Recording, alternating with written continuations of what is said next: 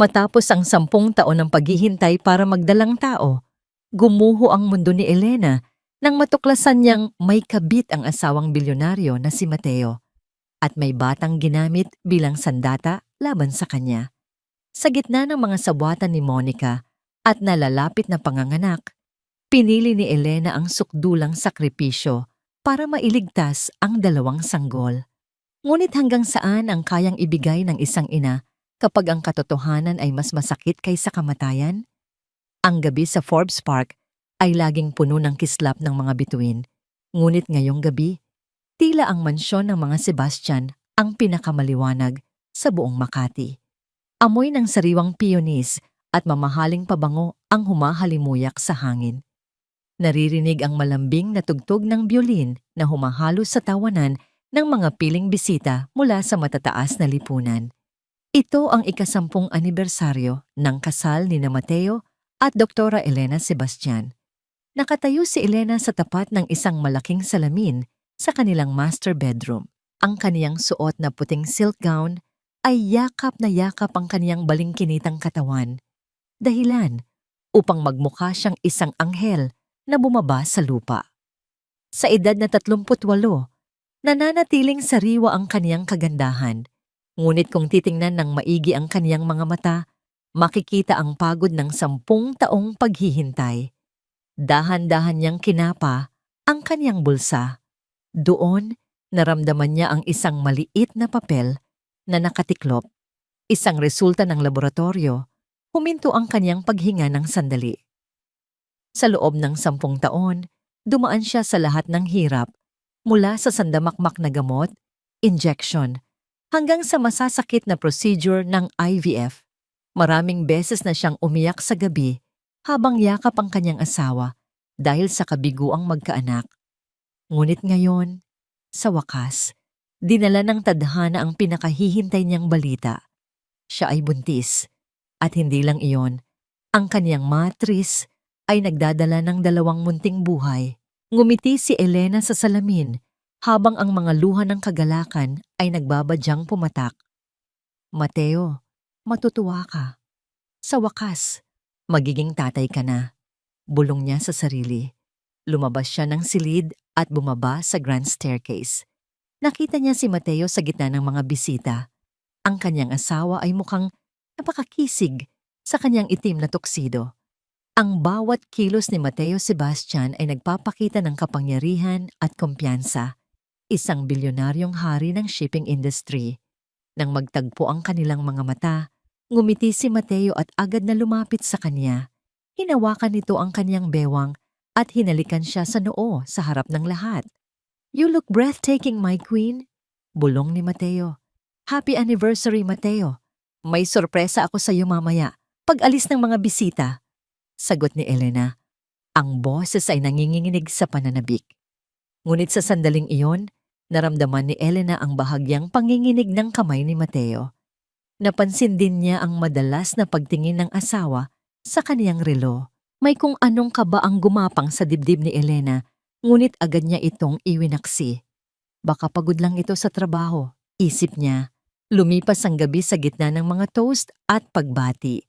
Ngunit nang magsimula ng mag-alisan ang mga bisita, naiwan ang phone ni Mateo sa ibabaw ng isang buffet table habang kinakausap nito ang huling kliyente sa garden. Eksaktong paglapit ni Elena para kunin ang phone ay ang pag-ilaw nito. Isang notification ang lumitaw sa screen. Walang pangalan ang sender, isang numero lang. Ngunit ang mensahe ay tila isang matalim na balisong na sumaksak sa puso ni Elena. "Hindi na ako makapaghintay, Mateo. Kanina pa sumisipa ang anak mo. Sabi mo, pagkatapos ng party na ito, akin ka na. Huwag mo kaming paghintayin ni baby ng matagal." Nabitawan ni Elena ang kanyang hawak na baso ng champagne. Ang tunog ng nabasag na kristal ay umalingaw-ngaw sa tahimik na silid. Tila hudyat ng pagtatapos ng kanyang perpektong mundo.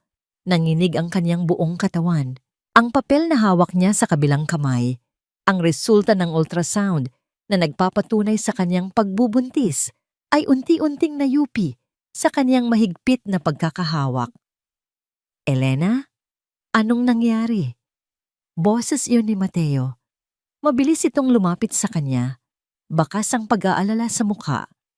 Ngunit nang makita ni Mateo ang kanyang phone na nasa tabi ng mga nabasag na kristal, biglang nagbago ang anyo nito. Namutla ang kanyang asawa at agad na kinuha ang cellphone. Tumingin si Elena nang diretso sa mga mata ni Mateo. Ang mga matang dati ay puno ng paghanga, ngayon ay puno na ng pagdududa. Sino siya, Mateo? Mahinang tanong ni Elena. Ang kanyang boses ay halos pabulong na, ngunit puno ng pait. Hindi agad nakasagot si Mateo. Iniiwas nito ang kanyang tingin. Elena? It's just work. Business analyst ko siya, si Monica. Masyado lang siyang demanding sa reports. Demanding sa reports? Putol ni Elena. Isang mapait na tawa ang kumawala sa kanyang mga labi. Sinasabi ba ng business analyst mo na sumisipa ang anak mo sa tiyan niya?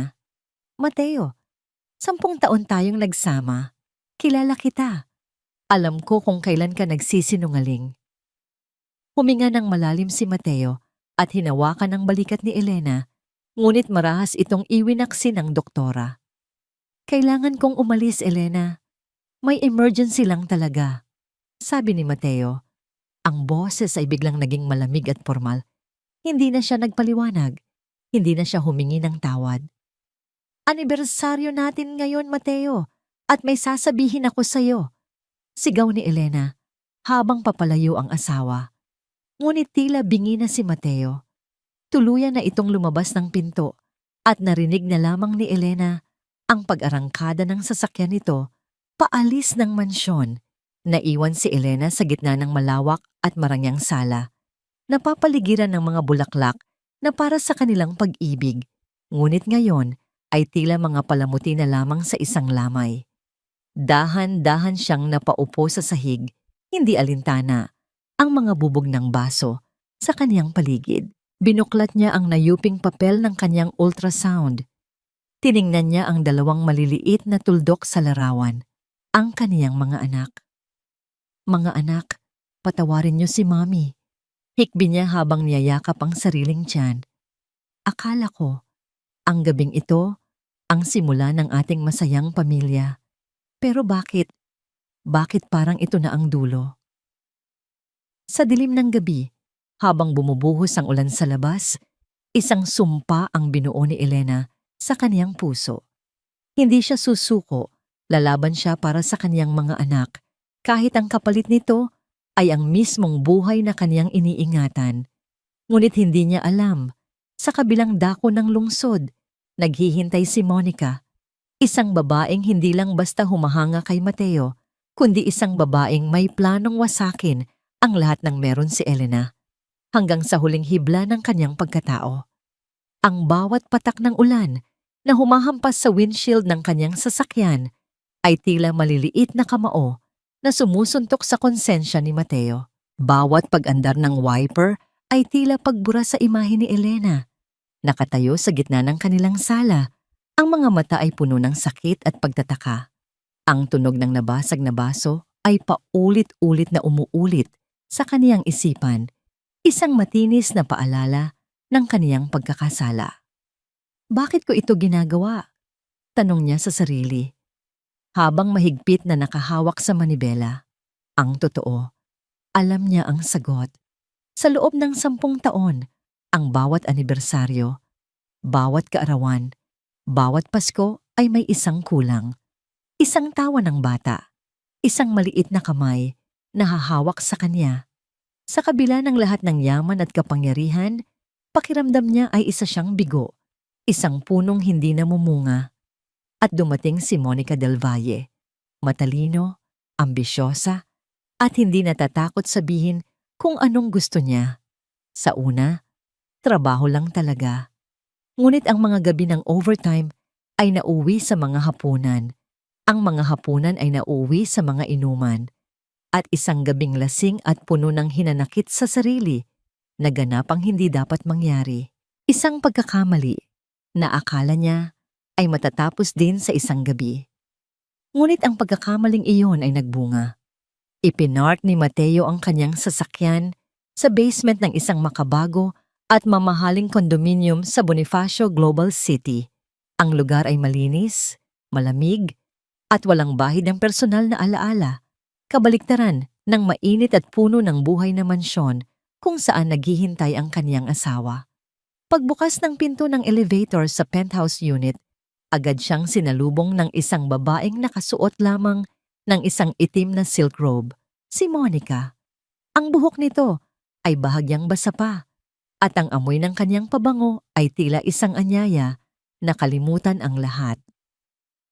"Mateo, akala ko hindi ka na darating," sabi ni Monica. Ang boses ay malambing, ngunit may bahid ng panunumbat. "Anong nangyari? Ang gulo ng itsura mo." Hindi sumagot si Mateo. Pumasok siya at umupo sa isang leather na sofa. Ipinatong niya ang kanyang mga siko sa tuhod at isinubsob ang mukha sa kanyang mga palad. Ang bigat ng buong mundo ay tila na sa kanyang mga balikat. Umupo si Monica sa tabi niya at marahang hinaplos ang kanyang likod. "Alam ba niya?" "Hindi. Oo. Nakita niya ang text mo," sagot ni Mateo. Ang boses ay garalgal. "Monica, this is wrong. Hindi dapat ganito. Ang gulo nito." "Anong magulo, Mateo?" tanong ni Monica. Ang boses ay nanatiling kalmado. Inalis niya ang kamay ni Mateo mula sa mukha nito at tinitigan siya ng diretso sa mata. "Ang magkaroon ng anak? Ang tuparin ang pangarap mong maging isang ama? Iyon ba ang magulo para sa'yo?" "Elena is my wife," giit ni Mateo. "At ako ang ina ng anak mo," ganti ni Monica, hindi nagpatinag. Ang kanyang boses ay tila isang malamig na bulong na bumaon sa bawat sulok ng silid. Tumayo siya mula sa sofa at dahan-dahang naglakad patungo sa isang maliit na drawer. Binuksan niya ito at may kinuha, isang sobre. Bumalik siya sa tabi ni Mateo at iniabot ito sa kanya. "Tingnan mo," utos niya. Nanginginig ang mga kamay ni Mateo habang binubuksan ang sobre. Sa loob, isang litrato. Isang itim at puting larawan mula sa isang ultrasound machine. Isang maliit na hugis na halos hindi pa makilala. Ngunit para kay Mateo, iyon ang imahe ng isang pangarap na matagal na niyang isinuko. Ito ang anak natin, Mateo," sabi ni Monica. Ang kanyang boses ay mas malambing na ngayon, tila isang mga awit na kumakanta ng isang mapanuksong himig. Sabi ng doktor, malakas ang heartbeat niya. Napakalakas. Katulad mo. Hinaplos ni Mateo ang litrato sa isang iglap na wala ang imahe ni Elena, ang anibersaryo, ang basag na baso. Ang tanging nakikita niya ay ang katuparan ng kanyang pinakamalalim na hangarin, ang maging isang ama. Ang magkaroon ng tagapagmana ng Sebastian Empire, ang patunayan sa buong mundo at sa kanyang sarili na hindi siya isang bigo. Naalala niya ang mga gabi kung saan tahimik na umiiyak si Elena sa tuwing negatibo ang resulta ng kanilang treatment. Naalala niya ang mga tingin ng awa mula sa kanilang mga kaibigan, ang mga pahiwatig mula sa kaniyang sariling pamilya. Ang bigat ng lahat ng yon ay unti-unting gumaan habang tinititigan niya ang maliit na larawan sa kaniyang kamay. "Hindi ko hiniling na iwan mo si Elena," patuloy ni Monica. Tila nababasa ang bawat iniisip niya. "Alam ko ang lugar ko. Ang hinihiling ko lang ay panagutan mo kami ng anak mo. Bigyan mo siya ng pangalan. Bigyan mo siya ng kinabukasan. Huwag mo siyang itatwa, Mateo." Ibinalik ni Mateo ang tingin kay Monica. Sa mga mata nito, nakita niya ang isang pangako ng isang pamilya, kahit pa sa anino ng kasinungalingan. Sa sandaling iyon, ang kanyang konsensya ay natalo ng kanyang pangangailangan. Ang pagmamahal niya kay Elena ay natabunan ng kanyang pagkauhaw para sa isang anak. "Walang dapat makaalam nito, Monica, lalo na si Elena. Hindi niya kakayanin ito," sabi ni Mateo. Ang boses ay desidido na. Ito na ang kanyang desisyon. Isang desisyon na babago sa kanilang lahat. Ngumiti si Monica. Isang nangiting matamis ngunit puno ng tagumpay. Siyempre, mahal. Ito ang magiging munting sikreto natin. Niyakap niya si Mateo ng mahigpit. Habang nakasubsob ang mukha ni Mateo sa kaniyang balikat, puno ng pagsisisi, ngunit may bahid ang pag-asa, ang mga mata ni Monica ay nakatingin sa isang direksyon, sa isang maliit na picture frame sa kaniyang side table. Doon, nakangiti ang masayang larawan ni Mateo at Elena noong araw ng kanilang kasal. Habang hinahaplos ni Monica ang likod ni Mateo, isang malamig at mapanuyang ngiti ang gumuhit sa kaniyang mga labi. Ang kaniyang mga mata ay tila nag-aapoy. Oo. O Mateo, bulong niya sa hangin na tanging siya lang ang nakakarinig. Isang sikretong sisira sa inyong dalawa. Lumipas ang 2 araw na tila isang mahabang, masamang panaginip para kay Elena. Si Mateo ay umuwi sa gabi, ngunit ang katawan lamang niya ang naroon. Ang kanyang isip at kaluluwa ay nasa ibang lugar. Ang mga pag-uusap nila ay naging kasing lamig ng hangin mula sa aircon. Ang dating mainit na kama na kanilang pinagsasaluhan ay naging isang malawak na espasyo ng pagkakalayo. Hindi pa rin alam ni Mateo ang tungkol sa pagbubuntis ni Elena. Ang papel ng ultrasound na dapat sana'y magiging simbolo ng kanilang tagumpay ay nakatago na ngayon sa isang drawer. Tila isang lihim na puno ng pait. Paano niya ibabalita ang isang himala sa isang lalaking ang puso ay pag-aari na ng iba? Ngunit si Dr. Elena Sebastian ay hindi isang babaeng basta na lang susuko. Isa siyang doktor. Sanay siyang mag-diagnose ng sakit. At ngayon, haharapin niya ang cancer na sumisira sa kaniyang pamilya. Isang hapon, habang si Mateo ay nasa isang business trip sa Cebu, nag-drive si Elena patungo sa Bonifacio Global City. Hindi siya pumarada sa isang mall o restaurant. Huminto siya sa tapat ng building ng Sebastian Shipping Inc. Mula sa kanyang sasakyan, kitang-kita niya ang mga empleyadong naglalabasan. Ilang minuto siyang naghintay hanggang sa natanaw niya ang isang babaeng lumabas mula sa glass doors. Matangkad, baling-kinitan, at suot ang isang mamahaling business suit na tila hinulma para sa kaniyang katawan. Ang bawat hakbang nito ay puno ng kumpiyansa. Si Monica Del Valle. Pinindot ni Elena ang numero ni Monica na nakuha niya mula sa isang kaibigan sa HR department. Nakita niyang huminto sa paglalakad si Monica at sinagot ang tawag. "Hello?" sabi ng boses sa kabilang linya. "Miss Del Valle," simula ni Elena. Ang kaniyang boses ay kalmado at propesyonal, tila isang doktor na kumakausap ng pasyente. "This is Dr. Elena Sebastian. I believe we have something to discuss. May isang coffee shop sa kanto. I'll wait for you there." Hindi na niya hinintay ang sagot ni Monica. Agad niyang ibinaba ang telepono. Ito ay hindi isang pakiusap. Ito ay isang utos. Sa loob ng tahimik na coffee shop, umupo si Elena sa isang sulok kung saan hindi sila gaanong mapapansin. Umorder siya ng tsaa na hindi naman niya ginalaw. Ang kanyang mga kamay ay magkahawak sa ibabaw ng mesa upang itago ang bahagyang panginginig ng mga ito. Pagkaraan ng ilang minuto, dumating si Monica. Kung nagulat man ito sa tawag, hindi ito bakas sa kaniyang mukha. Umupo siya sa tapat ni Elena na tila inaasahan na niya ang pagkikitang ito. "Dra?" "Sebastian," bati ni Monica.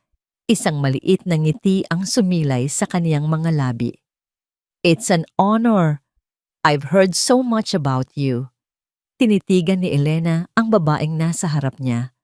Maganda, mukhang matalino, ngunit sa likod ng mga matang yon, may nakikita siyang lamig, isang kalkuladong panganib.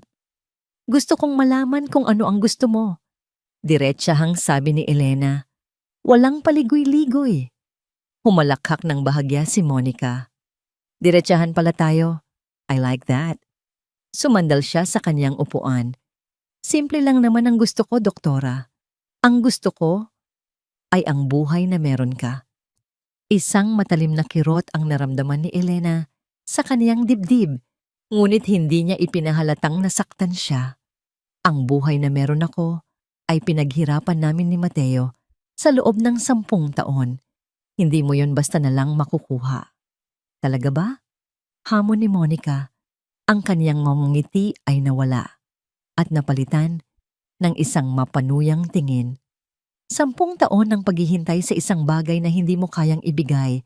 10 taon ng pagpuno sa isang kakulangan. At sa isang iglap, naibigay ko yon sa kanya. Pera ba ang gusto mo? Sabihin mo ang presyo mo. Ibibigay ko. Basta layuan mo ang asawa ko. Giit ni Elena. Ang boses ay nagsisimula ng magtaas. Muling tumawa si Monica. Mas malakas ngayon. Pera? Doktora, ang pera ni Mateo ay magiging pera ko rin. At pera ng anak namin. Hindi ko kailangan ng limos mula sa'yo. Tumayo siya at lumapit sa tabi ni Elena. Yumuko siya hanggang sa magkapantay ang kanilang mga mukha. Alam mo ba kung nasaan si Mateo noong mga gabing nag-overtime ka sa ospital para magsalba ng buhay ng ibang tao? Bulong niya. Nasa kondo ko siya. Kinakantahan niya ang tiyan ko. Sinasabi niya sa anak namin kung gaano siya kasabik na maging isang ama. Bawat salita ni Monica ay tila lason na dahan-dahang pumapatay sa kaluluwa ni Elena. Ang mga gabing iyon, ang mga gabing ipinagmamalaki niya ang sarili dahil sa kanyang propesyon, ay ang mga gabi rin pala ng kanyang kataksilan. Nagsisinungaling ka, sabi ni Elena. Ngunit kahit siya ay hindi na naniniwala sa sarili niyang mga salita. Hindi ako nagsisinungaling, sabi ni Monica habang kinukuha ang kaniyang telepono. Gusto mo ng pruweba? May pinindot siya sa screen at ipinakita ito kay Elena. Isang video. Nasa video si Mateo nakaupo sa isang sofa na pamilyar kay Elena. Ang sofa sa kondo ni Monica. Mukha siyang pagod at bahagyang lasing. Si Monica ang kumukuha ng video. Ngunit ang boses lang nito ang naririnig. Mateo, mahal mo pa ba siya? Tanong ng boses ni Monica sa video. Nagbuntong hininga si Mateo at tumingin sa malayo. Mahal ko si Elena, pero minsan, nakakasakal ang pagiging perpekto niya. Pakiramdam ko, palagi akong kulang sa tabi niya. Palagi akong may pagkakamali. Sa'yo malaya ako. Ang hangin ay tila nawala sa mga baga ni Elena. Ang mga salitang yon, mas masakit pa kaysa sa katotohanang may ibang babae si Mateo. Ang katotohanang ang pagmamahal at pag-aalaga na ibinigay niya sa loob ng 10 taon ay naging isang bigat, isang kulungan para sa lalaking pinakamamahal niya. Itinaas ni Monica ang telepono at ngumiti ng buong tagumpay. Kita mo na, doktora, hindi ako ang kontrabida sa kwentong ito. Isa lang akong sagot sa isang dasal na matagal nang hindi naririnig. At sa salamin ng screen ng telepono, nakita ni Elena hindi lang ang pagtataksil ng kaniyang asawa, kundi ang pagguho ng buong pagkatao niya. Ang pag-uwi ni Mateo mula sa Cebu ay hindi naging isang masayang pagsalubong. Sa halip, ang mansyon ay tila binalot ng isang hindi nakikitang yelo. Ang bawat sulok na dati puno ng init ng pagmamahal ni Elena ay ngayoy nanunuot sa lamig. Nakita niya si Elena sa kanilang silid, nag-aayos ng mga gamit sa aparador. Ngumiti ito sa kanya, ngunit ang mangngiti ay hindi umabot sa mga mata.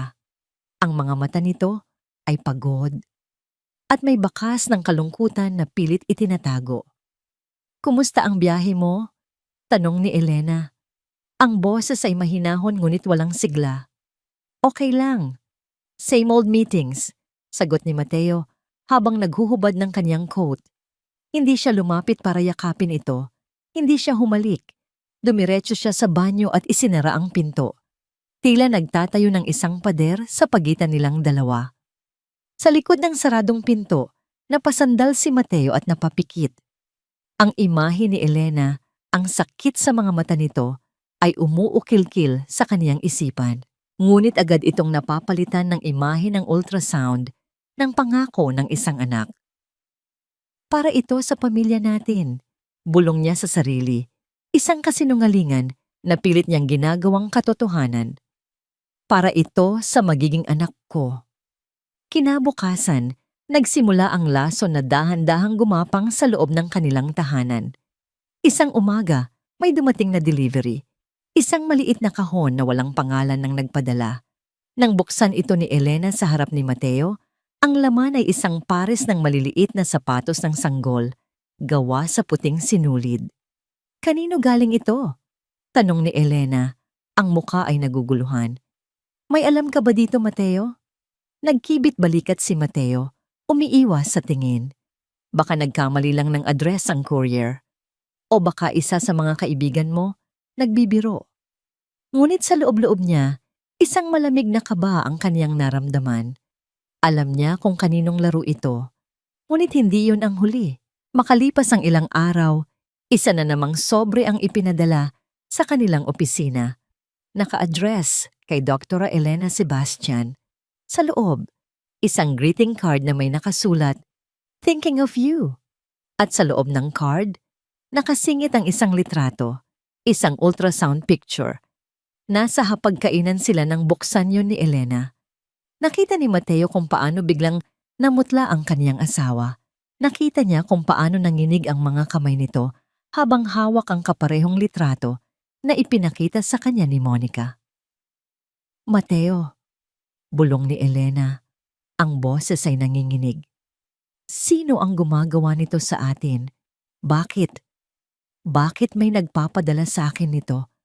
Alam nilang hindi tayo magkaanak. Sinusubukan ba nila akong saktan? Ang bawat salita ni Elena ay tila isang suntok sa sikmura ni Mateo. Ang sakit na idinudulot niya ay mas malala pa sa inaakala niya. Hindi lang ito simpleng kataksilan. Ito ay isang uri ng mental na pagpapahirap na hindi niya sinasadyang mangyari. Pero imbis na umamin, ang guilt ni Mateo ay naging depensa. Ang depensa ay naging galit. Bakit mo ba masyadong dinidibdib iyan, Elena? Sabi niya, ang boses ay biglang naging malamig at walang pasensya. It's a prank. Isang masamang biro. Itapon mo na lang yan at kalimutan. Hindi makapaniwalang tumingin si Elena sa kanya. Kalimutan? Mateo, paano ko ito kakalimutan? Sunod-sunod na ito. Ang sapatos, ngayon naman itong litrato. May gustong sirain tayo. Walang gustong sirain tayo, sigaw ni Mateo. Napatayo mula sa kanyang upuan. Baka naman masyado ka lang nagiging emosyonal. Baka kailangan mong magpahinga. You're overthinking things. Ang mga salitang iyon, overthinking, emotional, ay tila mga patalim na sumugat sa puso ni Elena. Ang lalaking dapat sana'y kakampi niya ay siya pang kumukwestiyon sa kanyang katinuan. Tumayo rin si Elena. Ang mga mata ay puno na ng luha. Hindi ako nag-overthink, Mateo. Nagbago ka. Simula noong gabing yon, simula noong anibersaryo natin, naging ibang tao ka. Malamig ka, malayo ka. At ngayon, ito? Sabihin mo sa akin ang totoo. May kinalaman ka ba dito? Natigilan si Mateo. Nahuli siya. Ngunit ang kanyang pride, ang kanyang takot na harapin ang katotohanan ay mas nanaig. This is ridiculous, mariin niyang sabi, umiiling. Pagod lang ako sa trabaho, Elena. At lalo mo lang akong pinapagod sa mga ganitong walang kwentang drama. Iyon na ang huling salita na kaya pang tanggapin ni Elena. Ang sakit ng kataksilan, ang bigat ng paglilihim, at ang stress ng kaniyang pagbubuntis ay sabay-sabay na bumuhos sa kanya. Biglang nanghina ang kanyang mga tuhod. Ang kulay sa kanyang muka ay unti-unting nawala. Elena, tawag ni Mateo. Napansin ang biglaang pagbabago sa asawa. Hinawakan ni Elena ang gilid ng mesa para suportahan ang sarili. Ang kaniyang paningin ay nagsimulang manlabo. Mateo, ako. Hindi na niya natapos ang kaniyang sasabihin. Bigla na lang siyang bumagsak. Sa isang iglap, nawala ang galit at pride ni Mateo. Napalitan ito ng purong takot. Sinalo niya ang walang malay na katawan ng kanyang asawa bago pa man ito tuluyang bumagsak sa sahig. Elena! Elena! Gumising ka! Sigaw niya.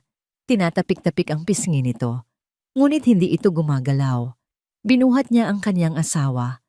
Habang tumatakbo siya palabas ng mansyon, papunta sa sasakyan, isang katotohanan ang sumampal sa kanya ng buong lakas. Ang laso na ipinapadala ni Monica ay hindi lang sumisira sa kanilang pagsasama. Unti-unti nitong pinapatay ang babaeng minsan niyang ipinangakong mamahalin at poprotektahan habang buhay. Sa loob ng marangyang penthouse ni Monica, ang katahimikan ay binasag ng sunod-sunod na pagring ng kaniyang telepono. Tiningnan niya ang screen. Mateo calling.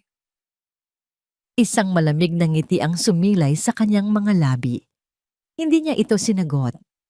Hinayaan niya itong magring ng magring, ninanamnam ang bawat sandali ng pag-aalala at pagkasindak na tiyak na nararamdaman ni Mateo ngayon. Sa ikalimang ring, saka pa lamang niya ito sinagot, ang boses ay sadyang ginawang inaantok. Hello? Mateo? Anong oras na ba? May problema ba? Si Elena! Ang boses ni Mateo sa kabilang linya ay puno ng pagkasindak. Nahimatay siya. Papunta kami sa ospital ngayon. Sa loob-loob ni Monica, isang alon ng tagumpay ang kanyang naramdaman. Ang lason ay gumagana. Ang mga patak ng lason na ipinapadala niya ay unti-unti nang sinisira ang pundasyon ng pamilya Sebastian. Ngunit sa labas, ang kanyang boses ay naging puno ng pag-aalala. Diyos ko, anong nangyari? Maayos lang ba siya? Tanong niya. Hindi ko alam. Hindi ko alam, Monica. Sigaw ni Mateo. Kailangan ko nang ibaba ito. Malapit na kami sa emergency room. Ngunit bago pa man maibaba ni Mateo ang tawag, inilabas ni Monica ang kaniyang panghuling alas. Huminga siya ng malalim at biglang umigik. Isang matinis na sigaw ng sakit na sadyang ginawa niyang kapani-paniwala. Monica, anong nangyayari sa'yo? Tanong ni Mateo. Ang gulat ay napalitan ng panibagong pag-aalala. Ang tiyan ko, Mateo. Masakit. Sabi ni Monica, ang boses ay nanginginig. Hindi ko alam. Baka dahil sa stress. Sa narinig ko, ang anak natin. Ito ang perpektong sandali. Ang perpektong drama. Si Mateo, na nasa gitna na ng isang krisis, ay bigla na lang nahaharap sa isa pa. Ang kanyang pagkakasala ay doble na ngayon. Anong ospital yan, Mateo? Tanong ni Monica. Humihikbi. Diyan mo na rin ako dalhin.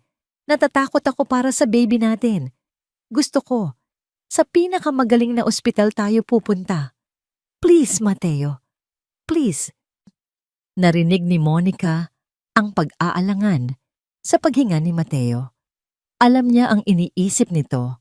Ang dalawang babae sa kanyang buhay, ang asawa at ang kabit, sa iisang lugar. Isang recipe para sa disaster. Ngunit alam din ni Monica na sa puntong ito, hindi siya matatanggihan ni Mateo. Sige mag-ingat ka. Papunta na ako dyan pagkatapos kong may ayos si Elena dito. Sabi ni Mateo. Ang boses ay puno ng pagkatalo. Pagkababa ng telepono, nawala ang lahat ng bakas ng sakit sa mukha ni Monica. Napalitan ito ng isang malamig at kalkuladong ekspresyon. Tumayo siya, nagbihis ng komportableng damit, at siniguradong magulo ang kanyang buhok para magmukhang totoong stressed. Naglagay pa siya ng kaunting tubig sa kanyang mukha para magmukhang pinagpapawisan. Isa siyang perpektong aktres sa sarili niyang dula. Pagdating sa VP wing ng ospital, sinalubong siya ni Mateo na hindi mapakali. Inilagay siya sa isang pribadong silid. Ilang pinto lamang ang layo mula sa kwarto kung saan nagpapahinga si Elena. Isang doktor ang sumuri kay Monica. Matapos ang ilang pagsusuri, bumaling ito sa kanila. Everything seems fine, Miss Del Valle. Normal ang heartbeat ng baby.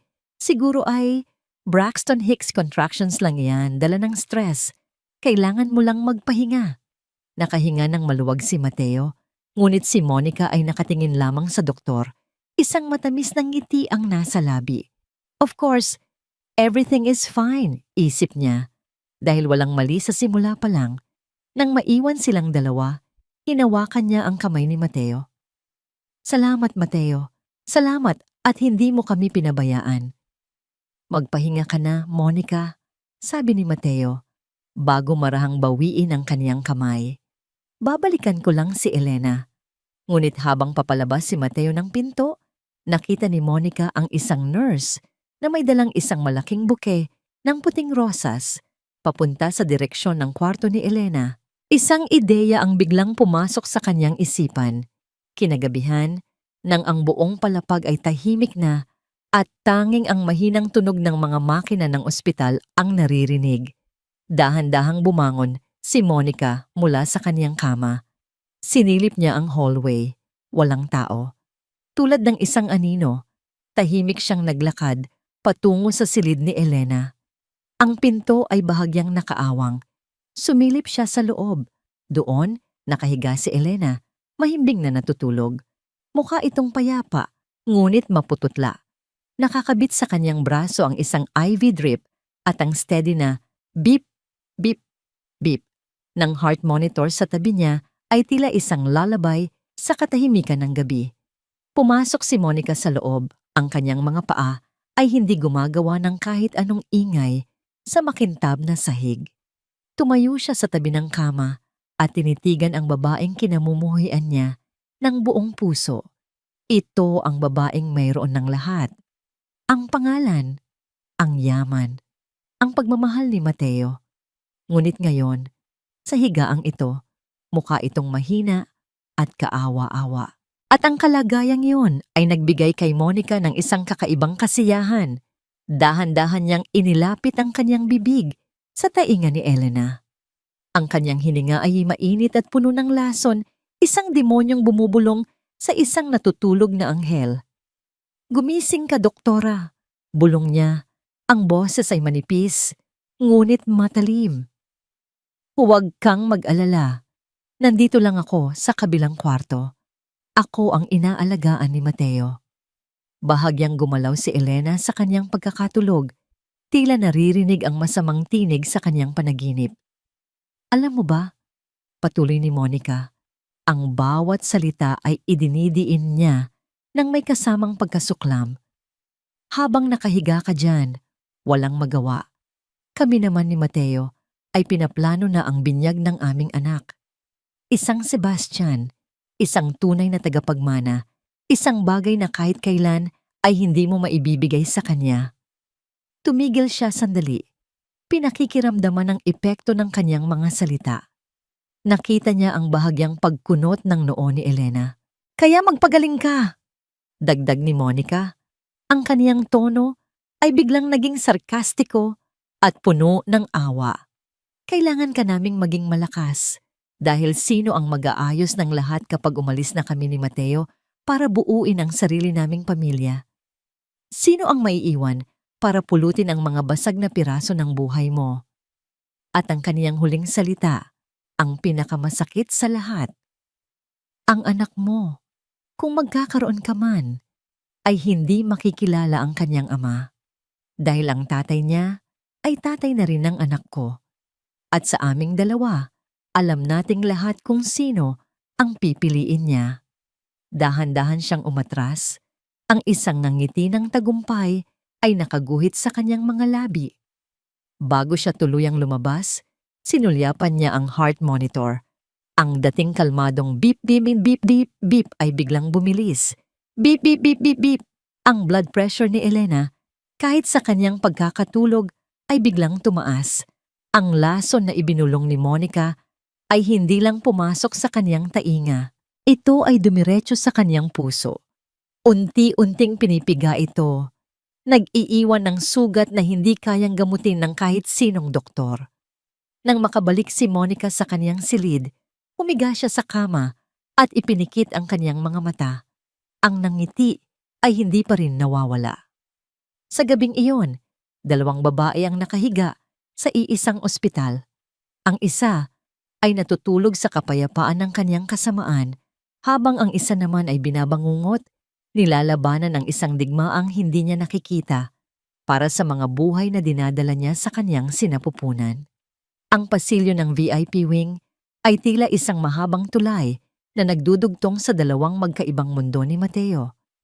Sa isang dulo, ang silid ni Elena, isang lugar ng tahimik na pag-aalala, ng pagsisisi at ng isang pag-asang sanay hindi pa huli ang lahat. Sa kabilang dulo, ang silid ni Monica, isang lugar ng obligasyon, ng isang kasalanang nagbunga, at ng isang kinabukasang hindi niya alam kung paano haharapin. Magdamag siyang pabalik-balik sa pagitan ng dalawang silid. Sa tuwing papasok siya sa kwarto ni Elena, sasalubong sa kanya ang amoy ng antiseptic at ang mahinang tunog ng heart monitor. Uupo siya sa tabi ng kama at tititigan ang natutulog na mukha ng kanyang asawa. Sabi ng doktor, severe stress ang dahilan ng pagbagsak nito. Ang mga salitang yon ay tila mga karayom na tumutusok sa kanyang budhi. Ako ang stress niya. Ako ang sakit niya. Pagkatapos, dahan-dahan siyang tatayo at maglalakad patungo sa silid ni Monica. Doon, sasalubong sa kanya ang mga tanong, ang mga pakiusap, ang mga paalala tungkol sa kanilang magiging anak.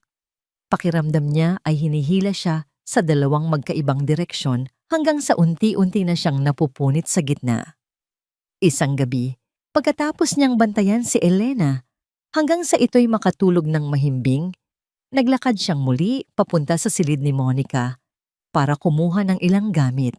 Ngunit pagdating niya sa tapat ng pinto, narinig niya itong may kausap sa telepono. Bahagya itong nakaawang, sapat lang para marinig niya ang usapan sa loob. Oo na, sinabi ko nang ayos lang ako, sabi ni Monica. Ang boses ay tila iritado. Huwag kang mag-alala, Rico. Everything is going according to plan. Huminto si Mateo. Sino si Rico? Kumusta ang baby? Narinig niyang tanong ni Monica na may kasamang sarkastikong tawa. Eto, medyo lumalaki na. Nagkaroon ng sandaling katahimikan. Ano ka ba? Walang baby, Rico. Unan lang ito na itinatali ko sa tiyan ko. Ang dali niyang maniwala. Ang mga salita ay tila isang malakas na kulog na yumanig sa buong pagkatao ni Mateo. Ang kaniyang paghinga ay huminto. Ang kaniyang dugo ay tila biglang nanlamig. Unan, hawak ko na siya sa leeg. Patuloy ni Monica. Ang boses ay puno na ngayon ng pagmamayabang. Dahil sa pekeng pagbubuntis na ito, nasa palad ko na siya. Isang galaw ko lang, bibigay niya ang lahat. At malapit na nating makuha ang gusto natin. Ang yaman ng mga Sebastian, ang paghihiganti na matagal na nating plinano. Paghihiganti? Yung legal wife? Sabi pa ni Monica. At ang tawa nito ay tila isang demonyo sa pandinig ni Mateo. Ayon, muntik nang mamatay sa stress. Perfect. Mas madali ang lahat kung mawawala na siya sa eksena. Hindi na niya kaya pang makinig. Ang mundo ni Mateo ay gumuho sa isang iglap. Ang lahat ng kanyang pagkakasala, ang lahat ng kanyang pag-aalala para sa anak nila, ang lahat ng sakit na idinulot niya kay Elena, lahat ay base sa isang malaking kasinungalingan. Isa siyang tanga, isang bulag na pinaglaruan. Sa isang marahas na kilos, itinulak niya ang pinto. Bumukas ito ng malakas at tumama sa pader. Natigilan si Monica, ang telepono ay nasa tainga pa rin. Ang gulat sa kanyang mukha ay mabilis na napalitan ng takot at pagkatapos ay ng isang malamig na paghamon.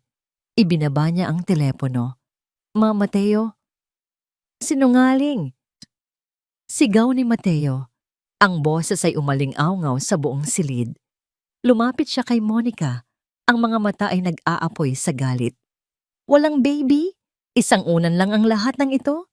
Pinagmukha mo akong tanga. Sinira mo ang buhay ko para sa wala. Hinawakan niya ang braso ni Monica ng mahigpit. Bakit mo ito ginawa? Anong paghihiganti ang sinasabi mo? Sa halip na matakot, Isang matapang na ngiti ang sumilay sa mga labi ni Monica. Ang maskara ay tuluyan ng bumagsak. Ang kahinaan ay nawala at ang lumabas ay ang tunay na Monica del Valle, isang babaeng puno ng galit at determinasyon. Bakit ngit? Tanong niya. Ang boses ay malamig at matigas. Tanungin mo ang tatay mo, si Don Ricardo Sebastian. Tanungin mo siya kung ano ang ginawa niya sa pamilya del Valle. 20 taon na ang nakalipas. Anong kinalaman ng tatay ko dito? Naguguluhang tanong ni Mateo. Ang tatay ko ang business partner niya na tinraidor niya. Sigaw ni Monica. Ang tatay ko ang ipinakulong niya para makuha ang ang buong kumpanya. Ang pamilya namin ang winasak niya. At ngayon, ako ang nandito para bawiin ang lahat ng yon, kasama na ang interes. Inagaw ni Monica ang kanyang braso mula sa pagkakahawak ni Mateo. Mabilis siyang lumapit sa kanyang bag at may kinuha mula roon, isang itim na folder. Inihagis niya ito sa kama. Sige Mateo, ituloy mo ang galit mo. Isuplong mo ako sa pulis.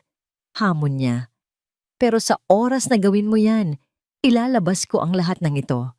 Binuksan ni Mateo ang folder.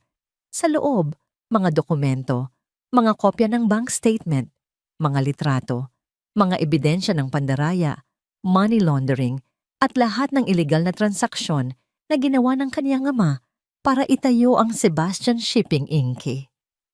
Ano? Ano ito? Bulong ni Mateo. Hindi makapaniwala sa kanyang nakikita. Iyan ang tunay na pundasyon ng yaman ninyo, sabi ni Monica. Ang boses ay puno ng tagumpay. Isang maling galaw mo, at hindi lang ako ang babagsak. Babagsak ang pangalan ng mga Sebastian. Ang lahat ng pinaghirapan mo, ang lahat ng ipinagmamalaki mo, ay magiging abo. Nabitawan ni Mateo ang mga dokumento. Napatingin siya kay Monica at pagkatapos ay sa direksyon ng silid ni Elena sa dulo ng pasilyo. Nasa kaniya ang katotohanan na magpapalaya sa kanyang pagsasama nila ni Elena. Ngunit ang katotohanan iyon ay siya ring magiging bomba, nasasabog at wawasak. Sa buong pamilya niya, natrap siya. Walang pagpipilian, walang daang matatakbuhan. Kaya, ano ang pipiliin mo, Mateo? Tanong ni Monica. Ang kaniyang mga mata ay kumikinang sa tagumpay. Ang asawa mo o ang marumi ninyong apelyido? Nagising si Elena sa isang pamilyar na pakiramdam. Ang kumikirot na ulo na tila binibiyak, ang panlalabo ng kanyang paningin, at ang bigat sa kanyang mga binti na senyales ng pamamanas. Bilang isang doktor, alam niya ang mga sintomas na ito, pre-eclampsia, at sa tindi ng kanyang nararamdaman, alam niyang malala na ito. Ang bawat pagtibok ng kanyang puso ay isang paalala na hindi lang sarili niya ang kanyang ipinaglalban. May 2 munting buhay sa loob niya na umaasa sa kanyang lakas. Ngunit sa bawat araw na lumilipas, nararamdaman niya ang unti-unting pagkaubos ng lakas na yon. Bumukas ang pinto at pumasok si Mateo. Ngunit hindi ito ang Mateo na kilala niya. Ang dating kumpiyansa sa mga mata nito ay napalitan ng isang malalim na pagdurusa. Ang dating matikas na tindig ay tila nababaluktot sa bigat ng isang problemang hindi nito masabi. May nangyari, isang bagay na mas malala pa sa simpleng kataksilan. Umupo si Mateo sa silya sa tabi ng kama. Hindi ito makatingin ng diretso sa kanya. Ang mga mata nito ay nakatuon lamang sa sahig, tila doon nakasulat ang lahat ng kanyang mga pagkakamali. Mateo, mahinang tawag ni Elena. Ang bawat salita ay may bigat. Anong nangyayari? Sabihin mo sa akin ang totoo. Hindi sumagot si Mateo, ngunit nakita ni Elena ang panginginig ng mga balikat nito. Nakita niya ang isang luhang pumatak mula sa mga mata nito at bumagsak sa makintab na sahig ng ospital. At sa isang iglap, ang lahat ng pader na itinayo ni Mateo ay gumuho. Mula sa pagkakaupo, dahan-dahan siyang lumuhod sa sahig sa tabi mismo ng kama ni Elena. Isinubsob niya ang kaniyang muka sa kumot na nakatalukbong sa asawa. At doon, sa gitna ng katahimikan ng silid, narinig ni Elena ang mga hikbi ng isang lalaking wasak na wasak. "Patawarin mo ako, Elena," sabi niya sa pagitan ng mga hikbi. "Patawarin mo ako. Sa lahat." Hinawakan ni Elena ang buhok ni Mateo. Ang kaniyang mga daliri ay marahang humahaplos dito, gaya ng dati. "Anong nangyari?" Muli niyang tanong. Ang boses ay malumanay na ngayon, puno ng pag-unawa sa halip na pag-uusig. Itinaas ni Mateo ang kaniyang mukha. Ang mga mata nito ay pula at namamaga. Walang bata, Elena," sabi niya. Ang boses ay basag. "Niloko niya ako. Niloko niya tayong lahat. Isa itong plano, isang bitag. At ako, ang tanga. Nahulog ako ng buong buo." Hindi nagulat si Elena. Sa kaibuturan ng kaniyang puso, matagal na niyang nararamdaman na may mali. Ngunit ang makita ang kumpirmasyon sa nagdurusang mukha ng kaniyang asawa ay nagdulot pa rin ng isang matinding kirot. Ngunit sa puntong iyon, ang galit ay wala ng puwang sa kaniyang puso. Napalitan na ito ng isang malalim na awa. Awa para kay Mateo at takot para sa kanilang kinabukasan. "Alam ko, Mateo," bulong niya. "Matagal ko nang nararamdaman, pero wala na yon." Umiling si Mateo. "Hindi, Elena. Mahalaga yon. Sinaktan kita, ipinahamak kita. At ngayon, hindi ko na alam kung paano ito aayusin. Nakatali na ang mga kamay ko." Hinawakan ni Elena ang pisngi ni Mateo at pinilit itong tumingin sa kanya. Sa kaniyang mga mata, ipinakita niya ang kapatawarang matagal nang gustong marinig ni Mateo. "Hindi lang ako ang ipinaglalaban ko dito, Mateo," sabi niya. Ang kaniyang boses ay biglang nagkaroon ng panibagong lakas. Dahan-dahan, kinuha ni Elena ang kamay ni Mateo at inilagay ito sa ibabaw ng kaniyang tiyan. Sa ilalim ng manipis na kumot ng ospital, naramdaman ni Mateo ang bahagyang umbok na hindi niya napansin sa loob ng mga nagdaang linggo. Isang umbok na pilit niyang iwinaksi sa isipan. Iniisip na dala lang yon ng stress. Anong ibig mong sabihin?" tanong ni Mateo. Ang puso ay nagsimulang tumibok ng napakabilis, isang halo ng takot at hindi ka panipaniwalang pag-asa. Isang maliit, pagod na ngiti ang sumilay sa mga labi ni Elena. Ang mga luha ay nagsimulang mamuo sa gilid ng kaniyang mga mata, ngunit ngayon, ang mga ito ay luha ng pagmamahal. Dito sa loob ko, Mateo, narito ang pangarap natin," bulong niya.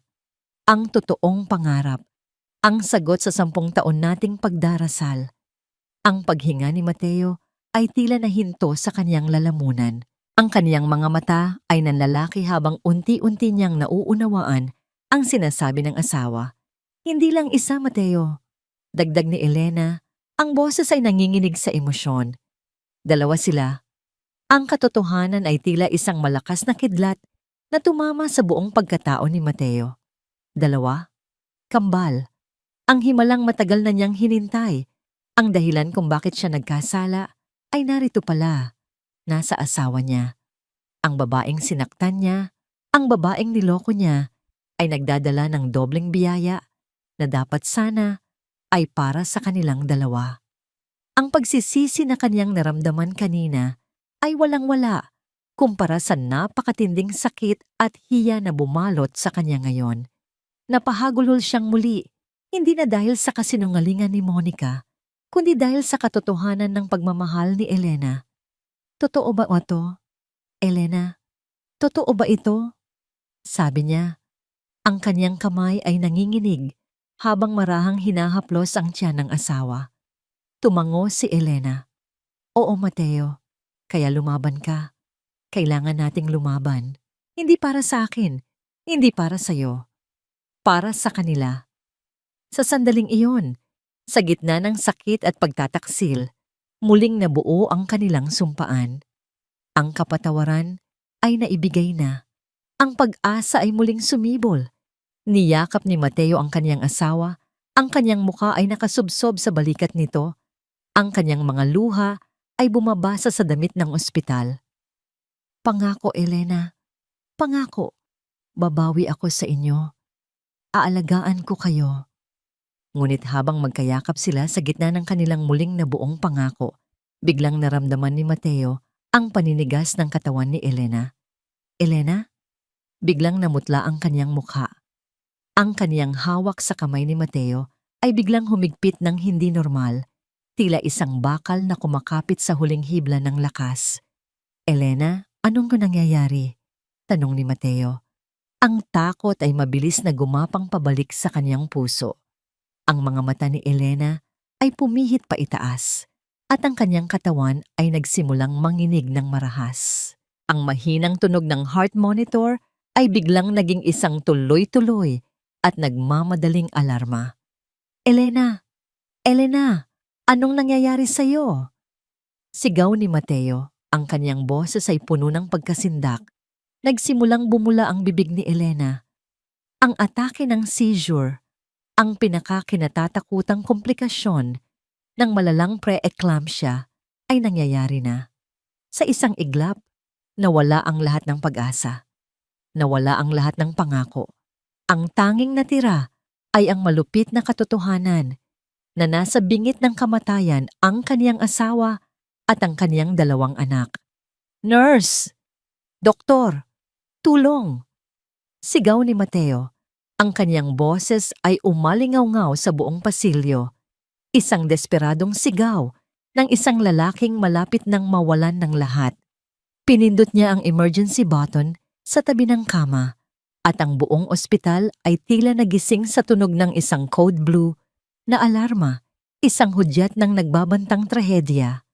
Ang mga sumunod na sandali ay isang malabo at magulong pag-ikot ng mga imahe at tunog para kay Mateo.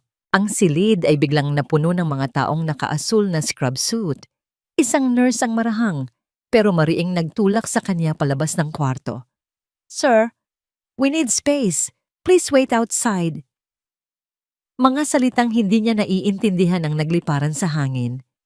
BP dropping fast. Prepare for emergency C-section. We're losing her. Ang pinto ay isinara sa harap ng kaniyang mukha. Naiwan siyang nakatayo sa pasilyo, nakatingin sa saradong pinto na tila iyon na ang hangganan ng kaniyang mundo. Ang kaniyang mga binti ay biglang nanghina. Dahan-dahan siyang napaupo sa sahig, ang likod ay nakasandal sa malamig na pader. Ang kaniyang mamahaling tuksido ay nalulukot nang walang pakialam. Ang maliwanag at malinis na pasilyo ng ospital ay naging isang personal na impyerno para sa kanya. Bawat segundong lumilipas ay parang isang oras. Bawat tunog ng sapatos na dumadaan ay tila isang martilyong pumupukpok sa kaniyang sentido. Ipinikit niya ang kaniyang mga mata, ngunit ang imahe ng nanginginig na katawan ni Elena ang tanging nakikita niya. Ang mukha nitong puno ng sakit at ang mga huling salita nito, 2 sila. Diyos ko, parang awan niyo na. Bulong niya sa kawalan. Kunin niyo na ang lahat sa akin. Ang kumpanya, ang yaman, lahat. Huwag lang sila. Huwag lang ang pamilya ko. Sa gitna ng kaniyang pagdurusa, isang pamilyar na boses ang bumasag sa kaniyang pag-iisa. Well, look what we have here. Itinaas ni Mateo ang kaniyang tingin. Nakatayo sa harap niya si Monica. Ang mga braso ay nakahalukip-kip. Isang mapanuyang ngiti ang nasa kaniyang mga labi.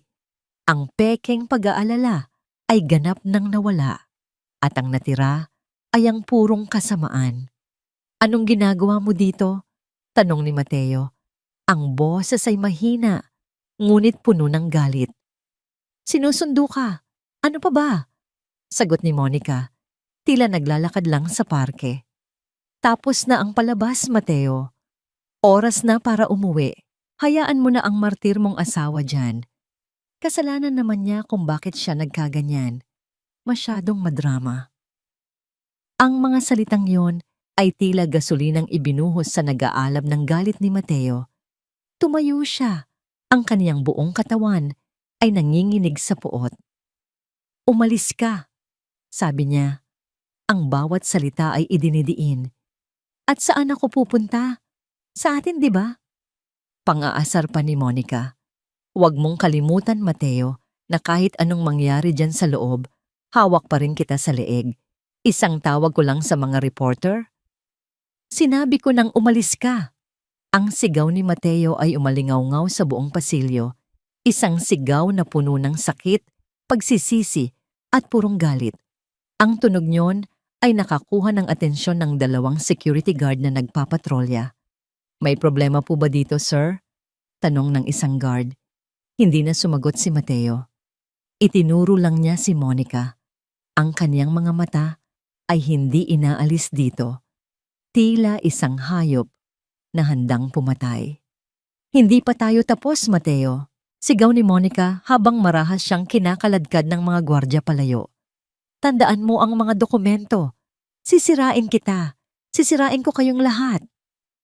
Ang mga banta niya ay unti-unting humina habang papalayo siya hanggang sa ang tanging natira na lang ay ang nakabibinging katahimikan. Muling napaupo si Mateo sa sahig. Ang kaniyang lakas ay naubos na. Ang kaniyang pag-asa ay unti-unti nang namamatay. Ang mga sumunod na oras ay isang paghihintay sa hatol ng kamatayan. Walang salita, walang galaw. Tanging ang pagtibok lang ng kaniyang puso na puno ng takot. At pagkatapos, bumukas ang pinto ng operating room. Lumabas ang isang doktor na nakasuot pa rin ng surgical mask. Bakas sa mukha nito ang matinding pagod. Ang kaniyang asul na scrub suit ay may mga mantsa ng dugo. Dahan-dahan nitong inalis ang kaniyang mask at sa mga mata nito, nakita ni Mateo ang sagot na pinakakinatatakutan niya. Tumayo si Mateo. Ang kaniyang mga binti ay nanginginig. Bawat hakbang palapit sa doktor ay tila 1 milya ang layo. "Dok!" Bulong niya, ang kaniyang lalamunan ay tuyong-tuyo. Ang asawa ko, ang mga anak ko, kumusta sila?" Huminga ng malalim ang doktor. Inilagay nito ang isang kamay sa balikat ni Mateo, isang kilos ng pakikiramay. "Mr. Sebastian, ginawa namin ang lahat ng aming makakaya." Ang mga salitang iyon, ang mga kinatatakutang salita na iyon. Napakalala ng epekto ng seizure sa kanyang katawan. Kritikal ang lagay niya nang dalhin siya dito. We had to make a choice. Umiling si Mateo. Ayaw nang marinig ang kasunod. Hindi. Tumingin ang doktor ng diretso sa kanyang mga mata. "Nailigtas namin ang kambal, Mr. Sebastian. Isang malusog na babae at isang malusog na lalaki. Isang munting sinag ng liwanag. Ngunit alam niyang may kasunod itong isang napakadilim na anino." Pero si Dr. Elena, huminto ang doktor. Ang katahimikan sa pasilyo ay mas mabigat pa kaysa sa 1,000 salita. At sa katahimikang iyon, alam na ni Mateo na wala na ang lahat. Ang mga salita ng doktor ay tila isang malakas na agos na tumangay sa lahat ng natitirang lakas ni Mateo. "Nailigtas namin ang kambal." Pero si Dr. Elena. Ang pero na iyon, isang salitang bumasag sa kanyang mundo. Pinayagan siyang pumasok sa recovery room. Ang hangin sa loob ay mabigat at puno ng amoy ng kamatayan. Doon, sa gitna ng mga makinang walang tigil sa pagtunog, nakahiga si Elena. Ang balat nito ay kasing puti ng kumot na nakatalukbong sa kanya. Ang mga labi nito ay tuyo at walang kulay. Ang tanging palatandaan na humihinga pa ito ay ang bahagyang pagtaas at pagbaba ng kaniyang dibdib. Umupo si Mateo sa tabi niya at hinawakan ang malamig nitong kamay. Ang kamay na dati mainit at puno ng buhay, ang kamay na humaplos sa kanyang mga sugat at nagpatulog sa kanya sa gabi, ay ngayoy tila isang bagay na walang buhay. "Elena," bulong niya, ang boses ay paos. "Nandito na ako. Patawarin mo ako. Dahan-dahan, tila mula sa isang napakalalim na pagkakatulog, iminulat ni Elena ang kanyang mga mata. Ang mga ito ay malabo at pagod. Ngunit nang makita siya, isang munting kislap ang lumitaw. Sinubukan nitong magsalita, ngunit walang boses na lumabas. Tanging isang mahinang ungol lamang. Itinaas nito ang kaniyang kamay. Ang nanginginig na daliri ay nakaturo sa isang direksyon sa labas ng silid. Ang mga bata, hirap niyang sabi. Bawat salita ay tila isang malaking sakripisyo. Naintindihan ni Mateo. Tumango siya at lumingon sa nurse na nakatayo sa may pinto. Ang nurse, na tila naiintindihan ang huling hiling ng isang kapwa medical professional, ay tumango rin at umalis. Pagkaraan ng ilang sandali, bumalik ang nurse. Itinutulak ang dalawang maliit na incubator. Sa loob ng mga glass box na yon, nakabalot sa mga puting lampin, ay ang dalawang milagro, ang kaniyang anak na babae at anak na lalaki. Itinabi ng nurse ang mga incubator sa kama sa abot ng paningin ni Elena. Ang mga mata ni Elena ay napuno ng luha. Ang isang inang nasa bingit ng kamatayan ay unang beses na nasilayan ang mga anak na ipinaglaban niya hanggang sa huling hininga. Itinaas niya ang kanyang kamay at idinikit ang kanyang palad sa malamig na salamin ng incubator ng kanyang anak na babae. Isang perpektong munting mukha na tutulog ng mahimbing, walang kamalay-malay sa trahedyang nagaganap sa paligid. Sofia! Bulong ni Elena, ang pangalan ay tila isang dasal. Ang aking Sofia. Pagkatapos, inilipat niya ang kanyang kamay sa incubator ng kanyang anak na lalaki. Mas malaki ito ng kaunti. Ang mga munting kamao ay nakakuyom. At ikaw, Rafael? Sabi niya, isang mapait na ngiti ang sumilay sa kaniyang mga labi. Alagaan mo ang ate mo. Ibinaling niya ang kanyang tingin kay Mateo. Ang mga mata nito ay puno ng pagmamahal, ng pamamaalam, at ng isang huling pakiusap. Hinawakan niya ng mahigpit ang kamay ni Mateo. Mahal. Kita. At pagkatapos, sa isang marahang pagbuntong hininga, ipinikit niya ang kaniyang mga mata. Ang mahinang beep, beep, beep ng heart monitor ay biglang napalitan ng isang tuloy-tuloy at matinis na tunog. Isang linyang tuwid at walang buhay ang gumuhit sa screen. Nabitawan ni Mateo ang kamay ni Elena. Ang kanyang isipan ay naging blangko. Ang kaniyang mundo ay huminto sa pag-ikot. Hindi, bulong niya. Hindi. Elena, Elena, gumising ka. Hindi pa tayo tapos mag-usap. Elena. Ang bulong ay naging sigaw. Ang sigaw ay naging isang agunyas ng isang hayop na nasugatan ng malubha. Niyakap niya ang walang buhay na katawan ng kaniyang asawa. Ang kaniyang mga hikbi ay umalingaw-ngaw sa apat na sulok ng silid. Isang tunog ng purong pagkasira.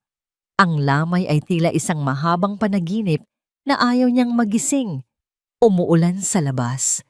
Ang bawat patak ng ulan ay tila nakikidalamhati. Ang lahat ay nakaitim.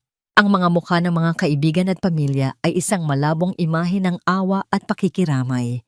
Nakatayo si Mateo sa tabi ng puting kabaong ni Elena. Isa siyang estatwa na walang kaluluwa. Ang kanyang mga mata ay nakatitig lamang sa payapang mukha ng kanyang asawa, na tila natutulog lamang. Ngunit alam niya, sa ilalim ng kapayapaang yon, ay ang kasinungalingang hindi na ito muling babangon. Pagkatapos ng libing, bumalik siya sa kanilang mansyon. Ang dating masayang tahanan ay isa ng malaki at malamig na puntod. Bawat sulok ay may alaala ni Elena. Ang amoy ng kape sa umaga, ang mga libro sa tabi ng kama, ang piano sa sala na hindi na muling tutugtog. Pumasok siya sa kanilang silid. Ang lahat ay nasa ayos, tila naghihintay lang sa pagbabalik ng may-ari nito. Umupo siya sa gilid ng kama at napansin ang isang maliit na leather-bound na kwaderno sa nightstand ni Elena. ang kaniyang diary. Nanginginig ang mga kamay niya habang kinukuha ito. Hindi niya ito binuksan noon bilang respeto sa privacy nito. Ngunit ngayon, ito na lamang ang natitirang piraso ng kaluluwa ni Elena na maaari niyang hawakan. Binuklat niya ito sa unang pahina. Ang sulat kamay ni Elena ay perpekto at malinis. Gaya niya. Ang petsa ay 1 linggo pagkatapos ng kanilang anibersaryo. May bago akong kasamahan sa ospital, basa ni Mateo. Isang business analyst na nagngangalang Monica Del Valle. Sinabi niya na hinahangaan niya raw ako, pero may kung anong lamig sa kanyang mga mata. Nararamdaman ko, hindi lang ang posisyon ko bilang asawa ni Mateo ang gusto niya.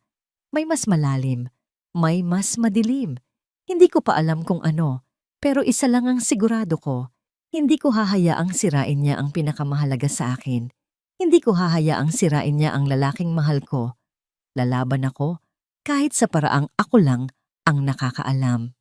Nabitawan ni Mateo ang diary. Ang bigat ng mga salitang iyon ay tila isang malaking batong dumaga sa kanyang dibdib. Tinatanggalan siya ng hangin. Alam niya. Matagal na niyang alam. At sa kabila ng lahat, pinili pa rin siyang protektahan.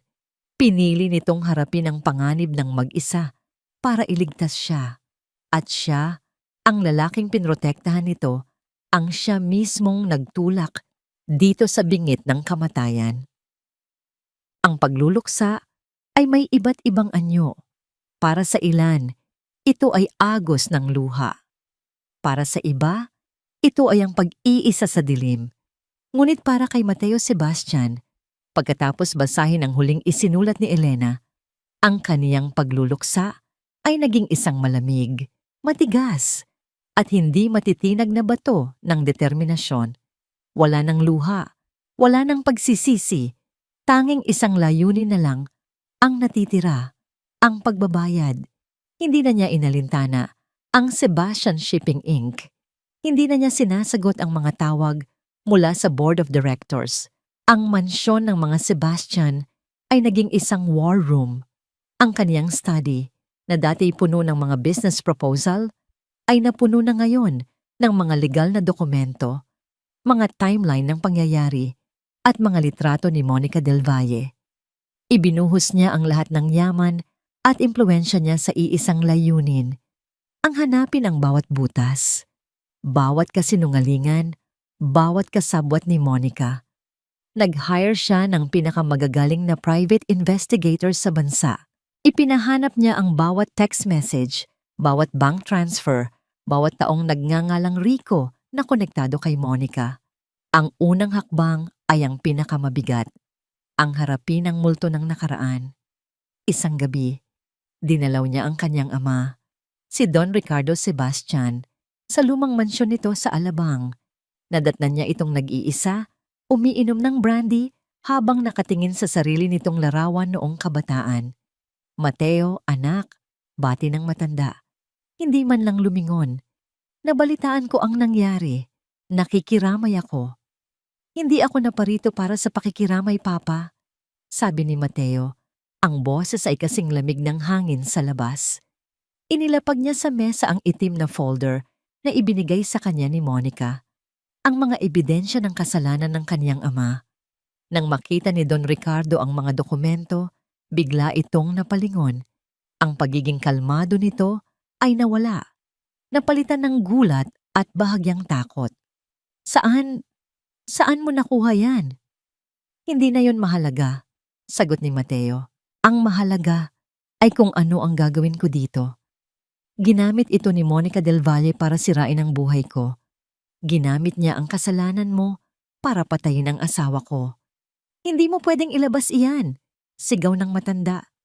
Masisisira ang pangalan natin. Ang lahat ng pinaghirapan ko. Ang pinaghirapan ninyo? Putol ni Mateo. Ang galit ay hindi na maitago. O ang ninakaw ninyo mula sa mga Del Valle? Papa, dahil sa kasakiman ninyo, namatay si Elena. Namatay ang babaeng walang ibang ginawa kundi mahalin ako ng buo. Tumayo si Mateo at tinitigan ang kanyang ama ng diretso sa mata. Mamili ka, Papa. Ang marumi mong legacy o ang malinis na hustisya para kay Elena. Dahil isusuko ko ang lahat ng ito sa mga awtoridad. Magbabayad ang dapat magbayad mula sa'yo hanggang kay Monica. At sa mga mata ng kanyang ama, nakita ni Mateo ang pagkatalo.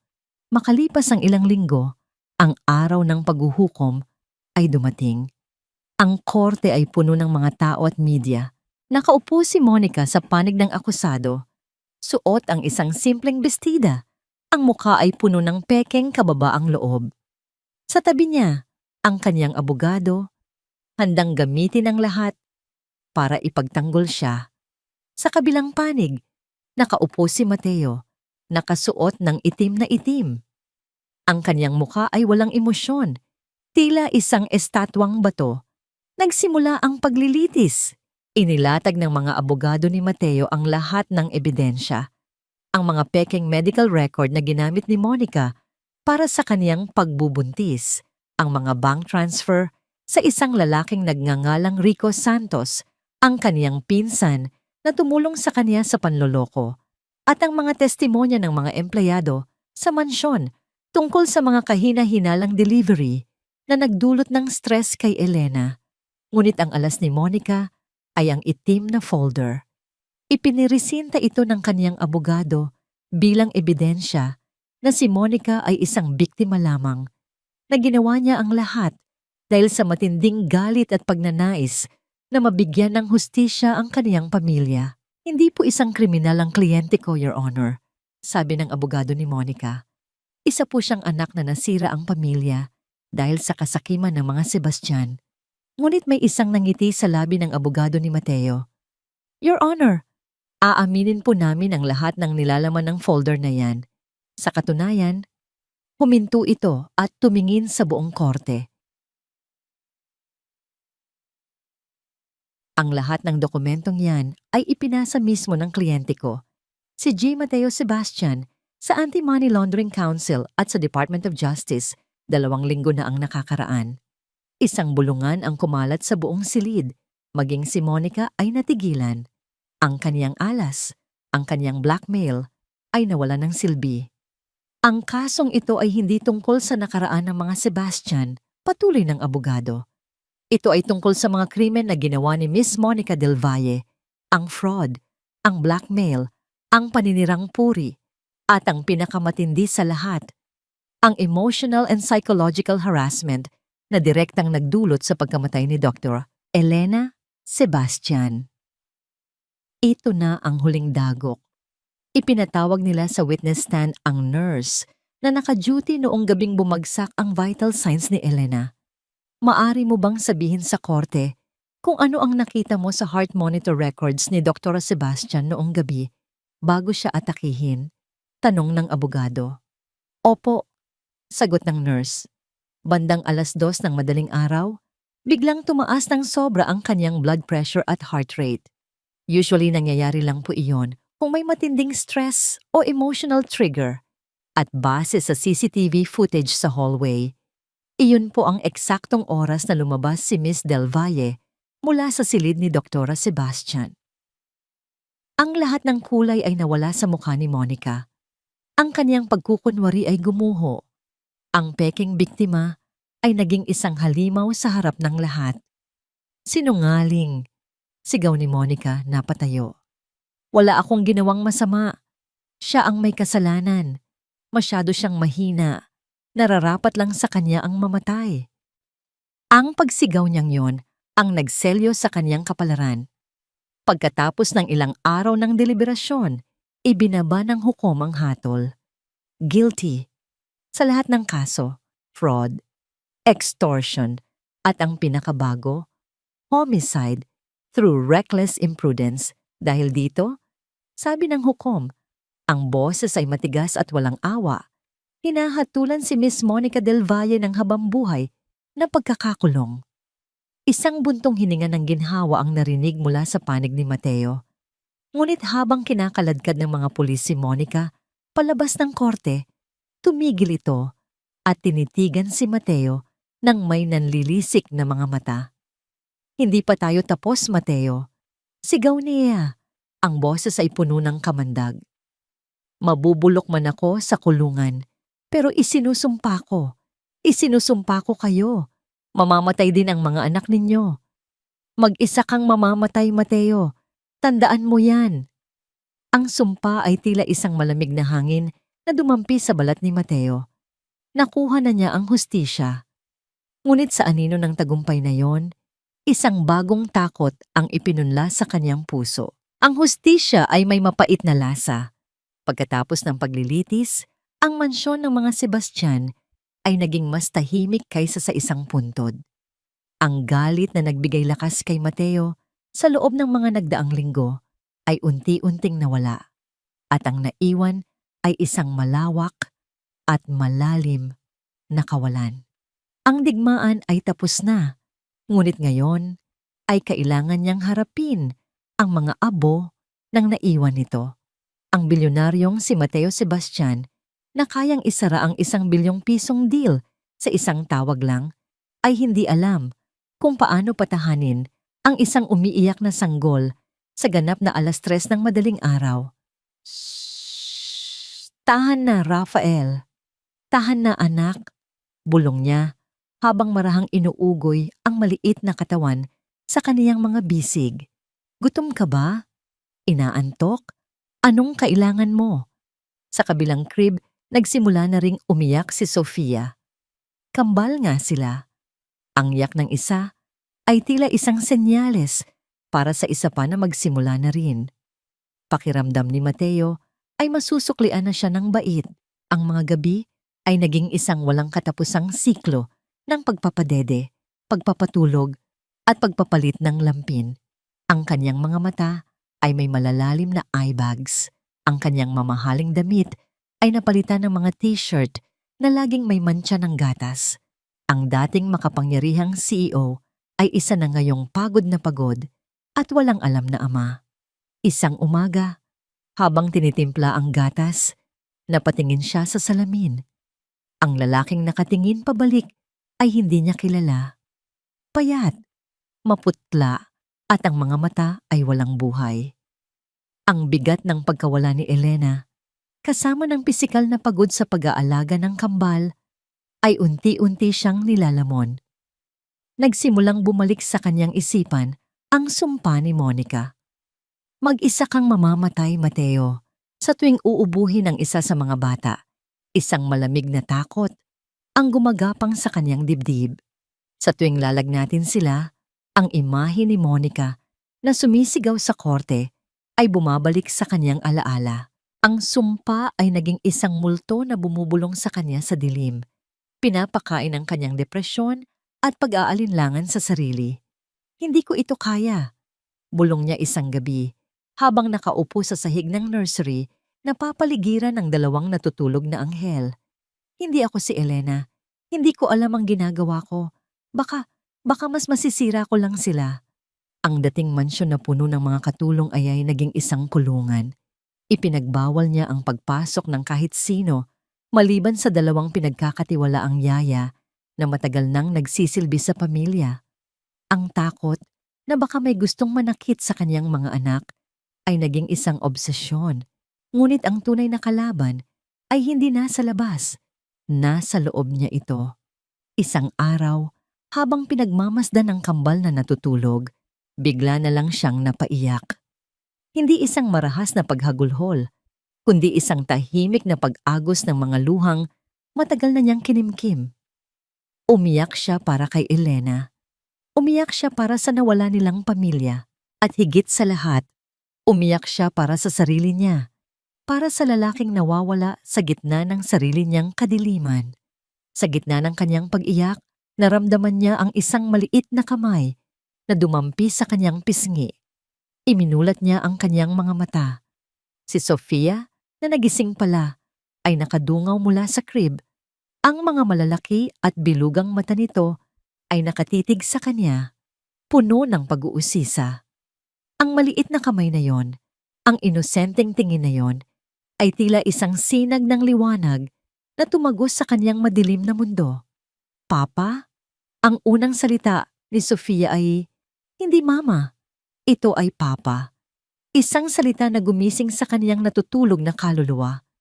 Isang salita na nagpaalala sa kanya ng kaniyang pangako. Kay Elena, kinarga niya si Sofia at niyakap ito ng mahigpit. Kasunod nito, kinarga rin niya si Rafael na nagising na rin. Habang yakap-yakap niya ang dalawang pinakamahalagang kayamanan sa kaniyang buhay, isang realisasyon ang sumampal sa kanya. Hindi siya nag-iisa. Paano siya magiging nag-iisa kung may dalawang anghel siyang kasama? Kinabukasan, may ibang Mateo Sebastian ang gumising. Inutusan niya ang mga yaya na buksan ang lahat ng bintana at kurtina sa mansyon. Pinapasok niya ang liwanag ng araw. Sa unang pagkakataon, sa loob ng maraming buwan, ngumiti siya. Isang tunay na ngiti. Ibinenta niya ang kaniyang shares sa Sebastian Shipping Inc., tinatalikuran ang madilim na legacy ng kaniyang ama. Ang kalahati ng napagbentahan ay ibinigay niya sa mga pamilyang naging biktima ng kaniyang ama noon, kabilang na ang mga natitirang kamag-anak ng mga Del Valle, bilang isang tahimik na paghingi ng tawad. Ang natitirang yaman ay ibinuhos niya sa isang bagong proyekto, isang proyekto na magbibigay pugay sa babaeng nagligtas sa kanya. Itinatag niya ang Elena's Heart Foundation, isang non-profit organization na nagbibigay ng libreng prenatal care at tulong medikal sa mga mahihirap na ina na may high risk na pagbubuntis. Ang dating opisina niya ay naging isang lugar ng pag-asa. Doon, sa gitna ng mga buntis na ina at mga umiiyak na sanggol, natagpuan ni Mateo ang kanyang tunay na layunin. Hindi na siya isang bilyonaryo. Hindi na siya isang CEO. Isa na siyang ama. Isang tagapagtaguyod. Isang buhay na testamento ng pagmamahal at sakripisyo ni Elena. Isang hapon, habang naglalaro sila ng kambal sa hardin ng foundation, nakita ni Mateo ang di kalayong larawan ni Elena na nakasabit sa dingding. Nakangiti ito, ang mga mata ay puno ng buhay. "Mama!" turo ni Rafael sa larawan. Ngumiti si Mateo. "Oo, anak. Si Mama iyan." Maya-maya, si Sofia naman ang lumapit sa larawan. Inaplos ito gamit ang kaniyang maliliit na daliri. "Mama," sabi rin nito, bago lumingon kay Mateo at niyakap ang kaniyang binti. Sa yakap na yon, naramdaman ni Mateo ang isang kakaibang kapayapaan. Ang sumpa ni Monica ay wala ng kapangyarihan sa kanya. Ang multo ng nakaraan ay napalitan na ng pag-asa para sa hinaharap. Ang pagbangon mula sa abo ay hindi madali. Ngunit sa tulong ng dalawang maliliit na kamay na gumagabay sa kanya, alam ni Mateo na kaya niyang harapin ang anumang bukas. Ang pag-agos ng panahon ay parang alon sa dalampasigan. Minsan mabagal, minsan mabilis, ngunit laging nag-iiwan ng pagbabago sa buhangin ng buhay. 10 taon. 10 taon na ang lumipas mula ng gabing iyon sa ospital. Nakatayo si Mateo sa dalampasigan ng San Juan, La Union, ang paboritong lugar nila ni Elena. Ang araw ay dahan-dahang lumulubog sa kanluran, nag-iiwan ng mga kulay kahel, rosas at lila sa kalangitan. Ang maalat na hangin ay humahalik sa kanyang pisngi, dala ang mga alaalang hindi kailanman kukupas. Hindi na siya ang sirang-sirang lalaki na halos malunod sa sariling pagsisisi. Ang mga guhit sa gilid ng kanyang mga mata ay hindi na lang dahil sa stress, kundi dahil na rin sa libu-libong ngiti at tawa. Ang kaniyang mga balikat ay hindi na binaluktot ng bigat ng kasalanan, kundi pinatatag ng 10 taong pagiging isang ama at ina sa kaniyang mga anak. "Papa, ang ganda ng mga shell dito." Ang sigaw ay mula sa isang batang babae na may mahabang buhok na itim na sinasayaw ng hangin. Ang kanyang mga mata, malalaki at kumikinang, ay eksaktong kopya ng mga mata ng kanyang ina, si Sofia. "Mag-ingat ka, Sof. Baka matusok ka." Sigaw naman ng isang batang lalaki na abala sa paggawa ng isang sandcastle, tila isang maliit na inhinyero na seryosong-seryoso sa kanyang proyekto. Si Rafael, ang kanyang determinasyon at seryosong mukha ay isang maliit na bersyon ni Mateo. Ngunit ang puso nitong laging nag-aalala para sa kaniyang kapatid, ay puro Elena. Ngumiti si Mateo habang pinagmamasdan ang dalawa. Sila ang kaniyang buhay, sila ang kaniyang pagbangon, sila ang kaniyang walang hanggang pag-ibig. Lumapit si Sofia sa kanya. May dalang isang perpektong hugis na kabibe. Papa, para sa'yo. Salamat anak, sabi ni Mateo at ginulo ang buhok nito. Alam mo ba, paborito rin ng mama mo ang maghanap ng mga ganito dito. Huminto sa paglalaro si Rafael at lumapit din. Sa edad na 10, nauunawaan na nila. Alam nilang ang kanilang ina ay isang anghel sa langit. Alam nilang nasa bawat sulok sila ng Elena's Heart Foundation. Ngunit ang mga detalye, ang buong kwento ng kaniyang sakripisyo ay isang bagay na hinihintay ni Mateo sa tamang panahon. At sa paglubog ng araw na yon, naramdaman niyang ito na ang sandaling iyon. Umupo silang tatlo sa buhanginan, magkakatabi. Ang mga alon ay marahang humahampas sa dalampasigan, tila isang malambing na musika. Papa? Tanong ni Sofia. Ang boses ay mahina at puno ng pag-uusisa. Kamukha ko po ba talaga si Mama? Tumingin si Mateo sa kaniyang anak na babae. Sa ilalim ng nag-aagaw na dilim at liwanag, ang pagkakahawig ay hindi maikakaila. Oh, anak! Sagot niya. Ang boses ay puno ng emosyon. Hindi lang sa mukha. Nakuha mo ang nangiti niya. Yung ngiting kayang magpaliwanag ng kahit anong madilim na kwarto. At nakuha mo rin ang pagiging matanong niya. Isang maliit na tawa ang kumawala kay Sofia. Ako po, Papa? Tanong naman ni Rafael. Ano po ang nakuha ko kay Mama? Ginulo ni Mateo ang buhok ng kanyang anak na lalaki. Ikaw, Rafael, nakuha mo ang pinakamahalagang parte niya. Nakuha mo ang puso niya, isang pusong matapang na laging handang protektahan ang mga mahal niya sa buhay. Ganyan-ganyan ang mama ninyo. Huminga siya ng malalim at sinimulan niyang ikwento. Hindi ang tungkol sa kasamaan ni Monica o sa pagkakamali niya, kundi ang kwento ng pag-ibig ni Elena. Ikinuwento niya kung paano sila unang nagkita sa isang medical mission. Ikinuwento niya ang kanilang unang date sa dalampasigang iyon. Ikinuwento niya kung gaano siya katalino, kung gaano kabuti ang kaniyang puso, at kung gaano niya kayo kamahal bago pa man kayo isilang. Ang pagmamahal ng isang ina ay ang pinakamakapangyarihang bagay sa mundo, sabi ni Mateo. Ang mga mata ay nakatingin sa malayo. Tila nakikita ang imahe ni Elena sa pagitan ng mga alon. At ang mama ninyo, ibinigay niya ang lahat para sa inyo. Ibinigay niya ang sarili niyang buhay para masiguradong mabubuhay kayo. Yumakap ang dalawang bata sa kanya, isa sa bawat gilid. Walang nagsalita. Tanging ang init ng kanilang mga yakap ang nagsilbing sagot. Naintindihan nila. Sa paraang tanging mga pusong puro lang ang makakaintindi. Habang magkakayakap silang tatlo, isang malamig ngunit malambing na hangin ang biglang umihip mula sa dagat. Dama ni Mateo ang haplos nito sa kaniyang batok. Tila isang pamilyar na kamay, isang pamilyar na pagmamahal. Kasabay ng hangin na yon, isang munting bulong ang tila narinig niya sa kaniyang isipan, isang boses na matagal na niyang hindi naririnig ngunit hindi kailanman nalimutan. Magaling, Mateo. Magaling ang ginawa mo. Napapikit si Mateo at isang huling luha ng pasasalamat at kapayapaan ang pumatak mula sa kaniyang mga mata. Ang bigat na matagal na niyang daladala ay tuluyan ng nawala. Tinangay ng hangin, ibinalik sa dagat. Iminulat niya ang kaniyang mga mata at tumingin sa kanyang mga anak. Sila ang kanyang nakaraan, ang kanyang kasalukuyan, at ang kanyang kinabukasan. Sila ang pamana ng isang pag-ibig na walang hanggan. Tumayo silang tatlo.